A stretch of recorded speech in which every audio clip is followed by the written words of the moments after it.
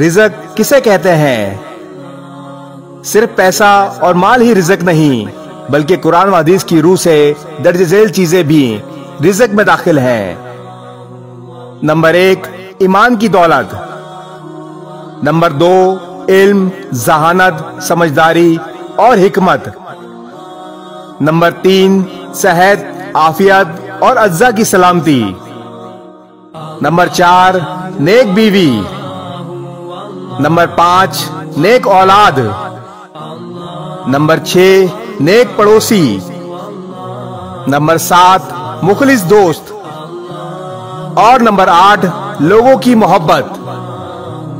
لہذا رزق کی تنگی اور کمی کے شکوے کے بجائے ہر پل اللہ تعالیٰ کا شکر ادا کرتے رہیں۔